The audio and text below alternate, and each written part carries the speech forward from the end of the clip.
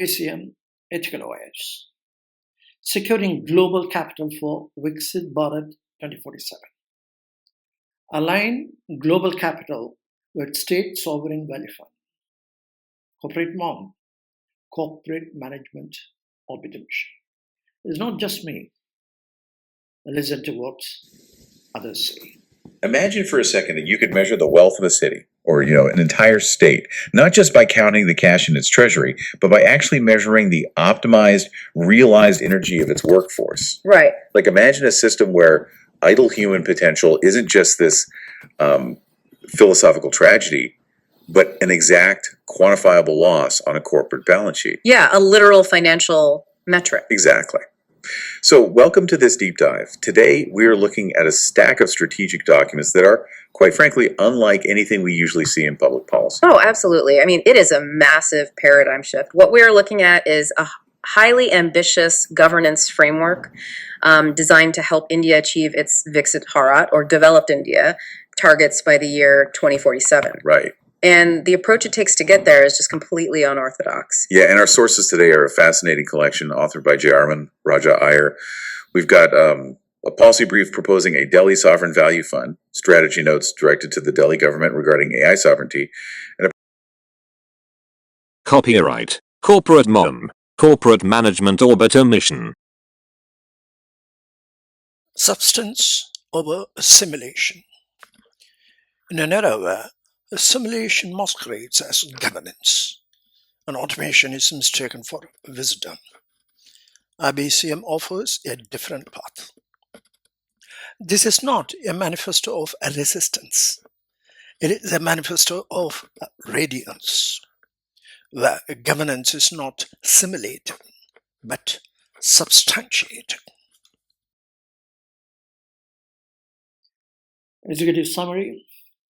Align global capital with state sovereign value funds, mitigating dock value and unlocking area delta in Indian infrastructure pipelines.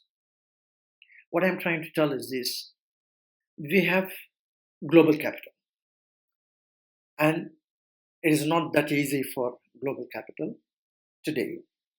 Some sort of a speculative technology bubble, or restricting their investment in various places and possibly shifting from one end to the other, where it is more stable, long-term returns in physical and digital infrastructure. That's fine. But at the same time, we have opportunities of investment by Viksit Bharat 2047, huge one, is coming through. But yet, we have a problem. The problem is the assurance deficit. So there is a fund availability from big fund managers, and opportunity is there for investment in India. At the same time, we've got to correct ourselves regarding the assurance deficit. How we assure the investor, how their funds can get a return for which they are ready to do that. They have the opportunity of funding anywhere in the world. And is not restricted only for India. It is up to India to bring about the assurance deficit to be removed and assure that the investment that they bring here will bring them the good return wherever they are. That's the purpose for which I am giving the presentation. Aligning global capital with state sovereign value funds. State value funds are very important for our growth of bringing Viksit Bharat 2047. Let me start with a Tamil proverb. Yadum ure yavarum kele, Thidum nandrum piradharavara. It's an excellent quote from Purananoru. First one is about Vasudhaiva Kudumbakam, all are our own kin. The second is most important. Thidum nandrum piradharavara means the good or evil does not come from others. We make our own choice. That's what I would like to emphasize here with regard to the things which are variables that create the systemic shocks in quantum developments. Dark value is the cost of inefficiency, corruption, lack of trust, and poor governance. Is the money left on the table because the traditional operating system of capital deployment is fundamentally broken. It is our own choice that we have been regularly doing. Could be due to which we can observe, like in IPR, non-use of IPR, or finance costs, AI synergy, sales revenue, etc. But at the same time, what we see is that a massive project failures stem from the unmeasured dark value lurking beneath the standard financial oversight. That unobserved inefficiencies, unrecorded inefficiencies, governance failures, structural hazards, it is the which creates a lot of problem, and SEBI knows better than anybody in terms of how much had to be penalized for any person who doesn't follow the rules. So we have this problem. So it is India's problem. So that we have to first and necessarily get it sorted out before asking funds from anybody from anywhere in the world. There's a Chinese proverb which says, if a student does some mistake, find out who the teacher is and punish the teacher. That's what they did in Cultural Revolution. But if you look at our, particularly the foreign global funding, the fallacy of the traditional deal room, we are talking about, say, Byju's. Startups come with good ideas. Our professional firms have to look for how they can assist these small companies, small startups to become a unicorn. In my opinion, as a professional, I feel let down by Big Four. So when you look at what is happening around in the traditional deal room, Big Four audit firms, bankers, and companies is the track of entanglement.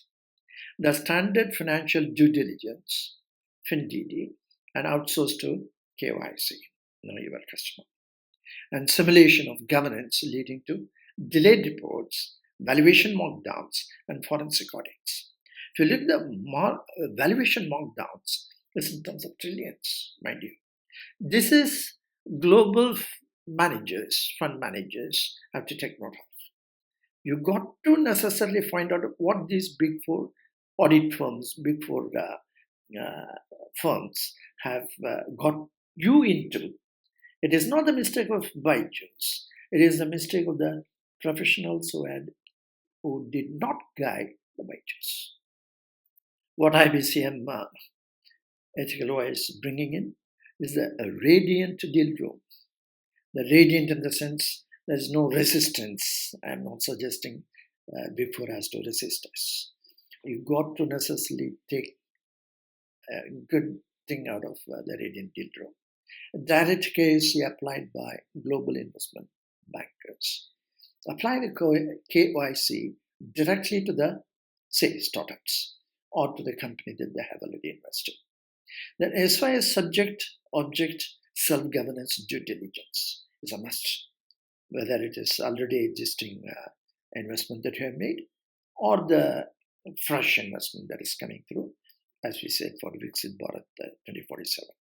As far as subject, object, self-governance due diligence is a must. Substantiated governance and mathematical transparency. I'll explain what it is. It has to be pure and simple rating system based on excellent way of substantiating governance. It's not simulation, but substantiated governance is important. Tested 1352 times by superintelligence. The IBCM ethical OS is not an academic theory. Across 1574 Socratic dialogues, its qualitative elements of management and ethics were aggressively pitched against Elon Musk's Grok XAI, one of the hardest, most uncompromising logic engines on the planet. The AI didn't break the philosophy. It actually crystallized it. Mind you, these are the words not by Grok, but by Germany. Germany has gone through what I have done with Grok XAI. It is a regular process. As on today is about 1574. It will keep charging. And if you look at that Q&As between myself and Grok prompts, why this, why that. I'm not asking from Grok, how can I do this? No. I am asking them to question me, check what I have done. If you look at the guidance for audit of banks issued by ICAI, which that I've gone through that very deeply. And first it came with the SBI and also the ICSI corporate governance report. That is where the SOS governance comes. What I had pitched mine with XAI, you can pitch yours with mine. And that is where it is important to recraft what exactly they were asking your CAs or company secretaries to do with the corporate governance. SOS governance, governance when you talk, you're talking of not just object, not filing once in a quarter. How many guys, directors attended the board meeting? That is not corporate governance. You've got to do the subject governance. What they do, there are 316 quantitative and qualitative elements of management. That is what you have to pitch against superintelligence. And that is where we'll be able to get the feedback. And that is how you got to necessarily create your SOS governance standards. That's what had been done by ethical wires, IBCM ethical wires.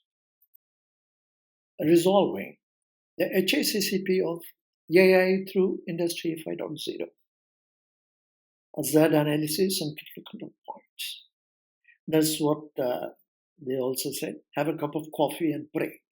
That's what we do in most of these things which are happening around in our industry.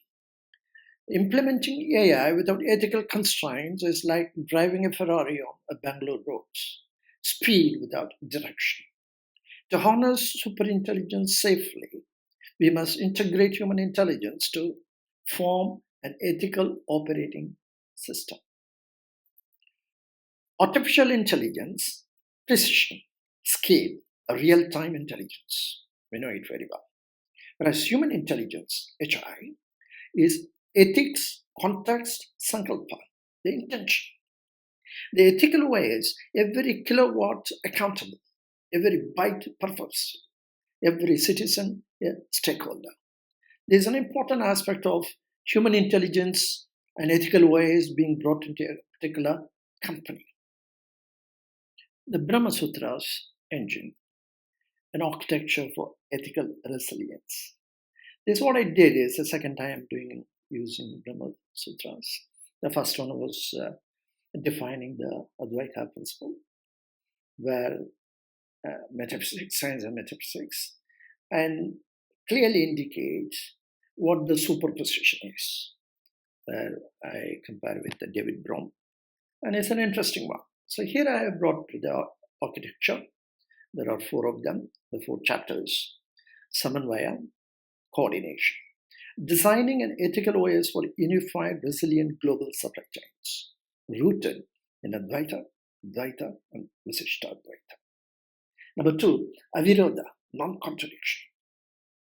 Pre-resolving structural hazards and philosophical objections to maintain system integrity.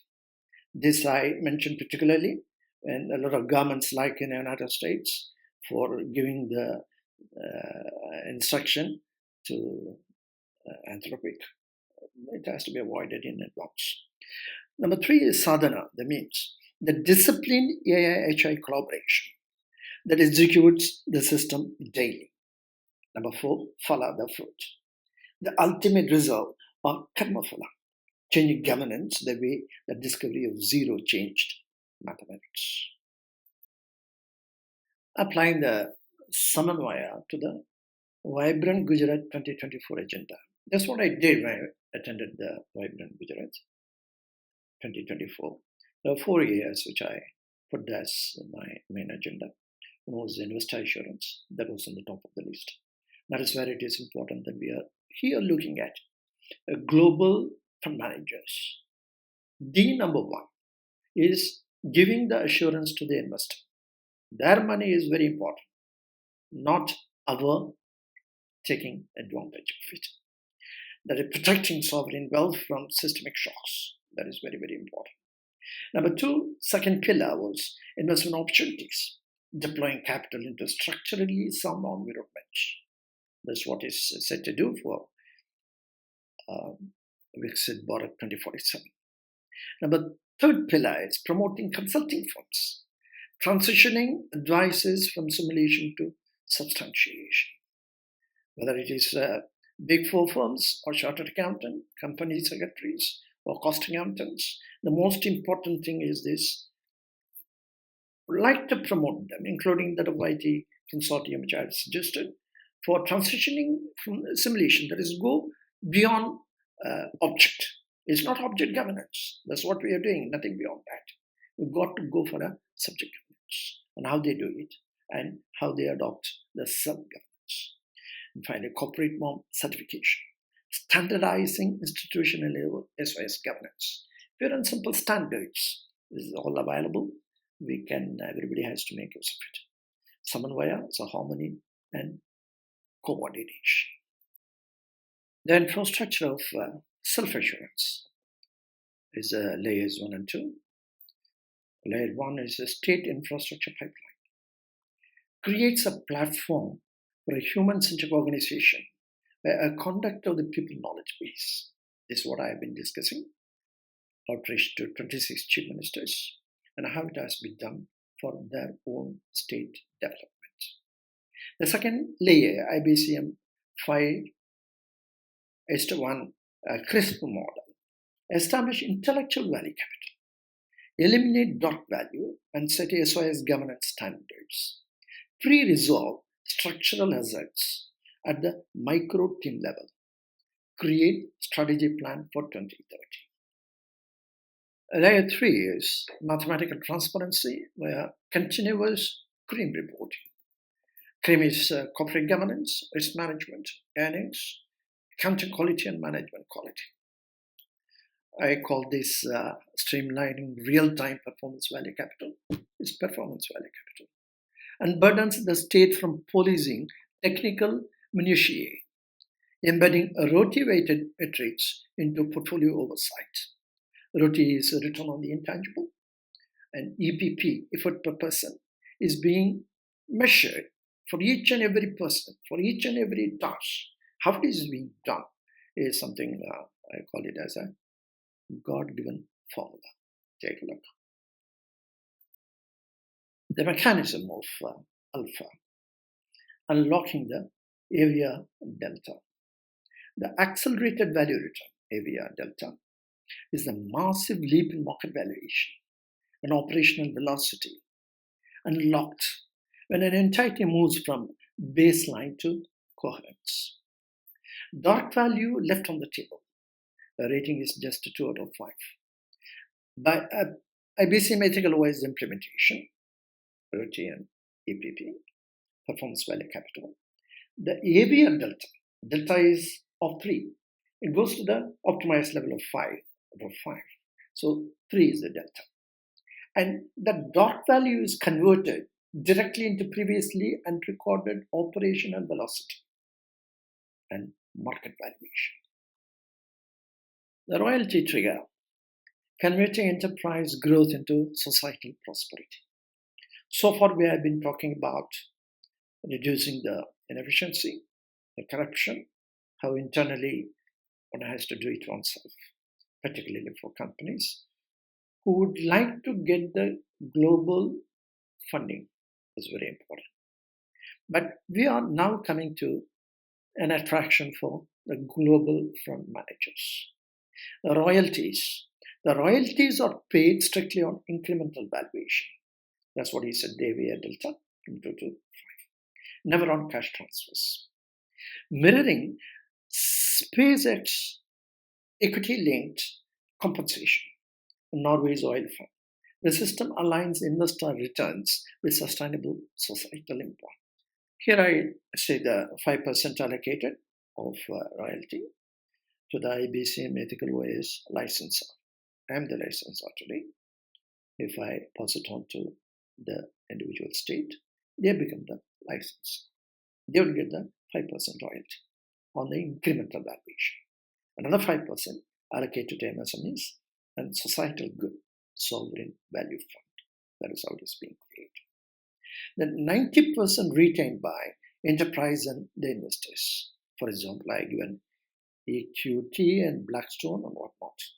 So the global fund managers are part of the 90%. When from 2 to 5 the AVR delta is being achieved, one may feel that why give 5% or another 5% to the licensor and the MSMEs or the society. You got to necessarily realize the company retains 90%. Take a look. So not only the investor assurance, it brings in the investor an opportunity for an exit policy or for